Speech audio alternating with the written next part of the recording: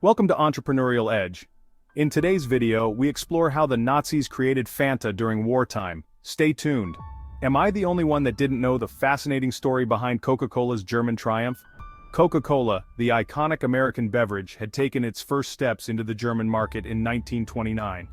This marked the beginning of a remarkable journey for the brand in Europe. Max Keith, a shrewd and ambitious businessman, was entrusted with leading the German subsidiary. His vision and leadership would prove crucial in navigating the complexities of a foreign market. Germany, on the verge of economic recovery, proved fertile ground for the American beverage giant.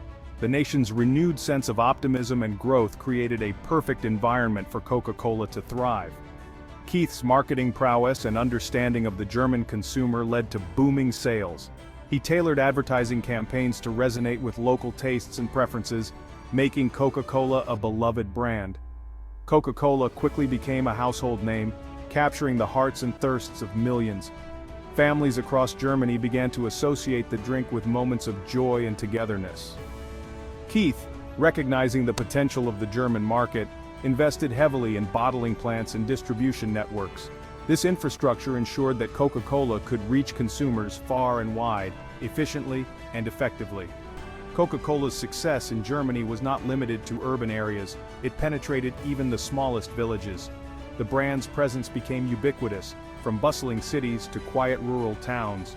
By the early 1930s, Coca-Cola Germany was a thriving enterprise, mirroring the success of its American parent company. The dedication of its employees and the strategic investments made by Keith played a significant role in this achievement. The future seemed bright for Coca-Cola in Germany, but the gathering storm clouds of World War II were about to cast a long shadow. The impending conflict would challenge the company's operations and test its resilience in unprecedented ways.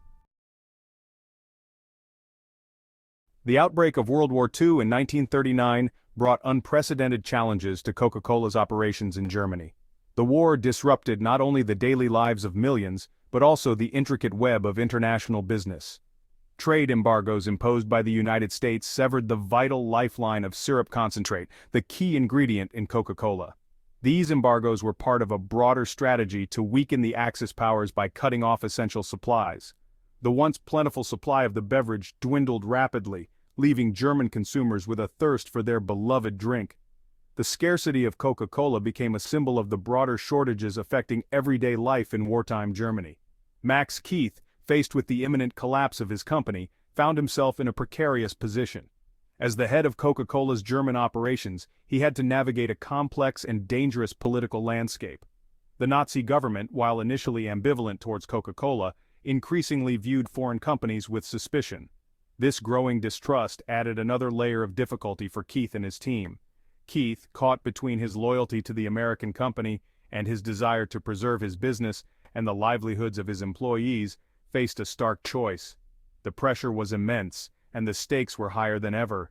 He could either shut down operations and wait out the war, an uncertain prospect at best, or find a way to adapt and survive. Shutting down would mean abandoning his workforce and the brand's presence in Germany. Keith, never one to back down from a challenge, chose the latter. His decision to adapt would not only define the future of Coca-Cola in Germany, but also set a precedent for how businesses could navigate the treacherous waters of wartime.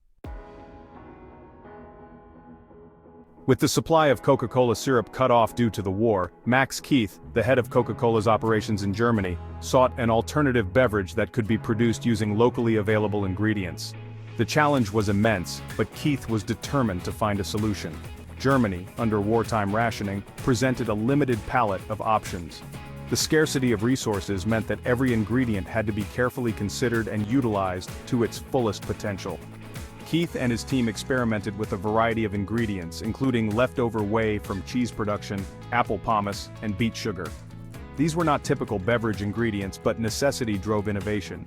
After numerous trials and tribulations, a new drink was born, Fanta. This new beverage was a testament to the ingenuity and resilience of Keith and his team. The name Fanta was said to have originated during a brainstorming session, derived from the German word fantasy, meaning imagination. It was a fitting name for a product born out of creative problem-solving.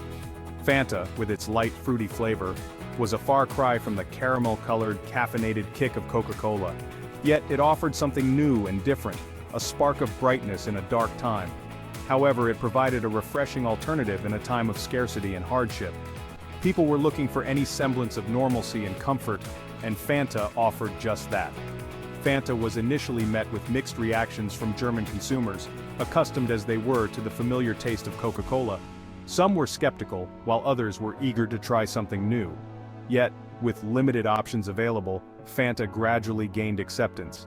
Over time, it became a beloved beverage, a symbol of resilience and adaptability in the face of adversity. The production and distribution of Fanta during the war years were fraught with challenges. Raw materials were often scarce, subject to the vagaries of wartime rationing and transportation disruptions. Sugar, a key ingredient, was in short supply. Fanta's flavor profile varied depending on the availability of ingredients, leading to inconsistencies in taste. Despite these obstacles, Fanta provided a much-needed source of refreshment and a semblance of normalcy in a country ravaged by war. For many Germans, Fanta became a symbol of resilience and resourcefulness in the face of adversity.